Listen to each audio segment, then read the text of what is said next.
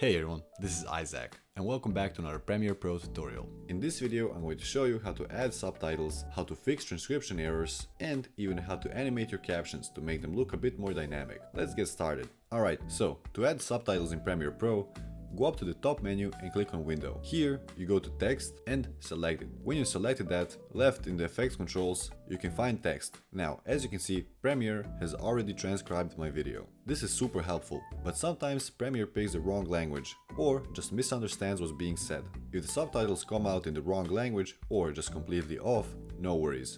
You can easily retranscribe it by clicking the three dots in the text panel and select Retranscribe Sequence. But as you can see, it's grayed out now. If that happens, right-click your video in the media browser, and here you can select Retranscribe. And now you can choose the actual language of the video. Then just press Transcribe. When you're ready to create the captions, go to the Captions tab and click Create Captions from the transcript. When you go to create captions, you're greeted with the caption settings. First up is maximum length in characters. This setting controls how many characters can appear per caption. Before, Premiere automatically splits it into a new one. A lower number makes captions easier to read. I usually like to keep it between 8 and 20. The lower the number is, the better it is for attention span. Next is minimum duration in seconds. This sets how long a caption should stay on screen, no matter how short the spoken line is. If it's too short, the text can flash too fast for viewers to read. Usually 1 to 1.5 seconds works great for most dialogues. Then there's gap between captions.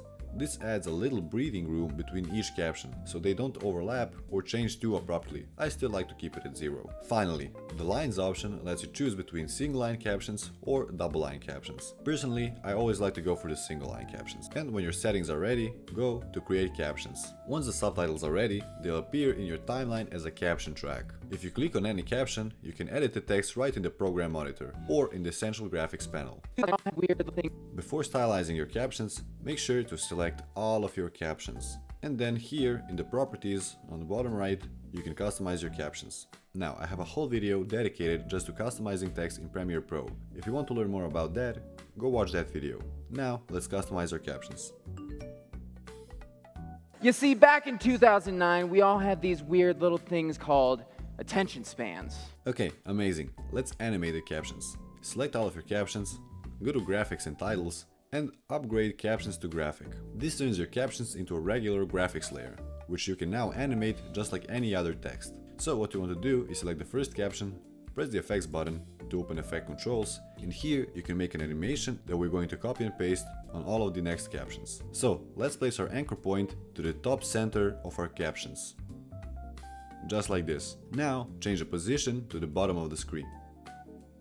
Move your playhead to the beginning and toggle animations for the scale option. Set it to 0, move it by 1 frame, change it to 110, and then move it by 1 frame again and change it to 100. Now, right-click on the last keyframe, ease in. Right-click on the first keyframe and select ease out. Right-click on the center keyframe and select auto bezier. And if we play our video, we created a bounce animation. Now it's time to copy that animation over to the rest of the keyframes. Select your clip, right-click and press copy. Now select the rest of your captions, right-click on them and select paste attributes. Make sure that you have all of these settings selected and press OK. You see, back in 2009, we all had these weird little things called attention spans.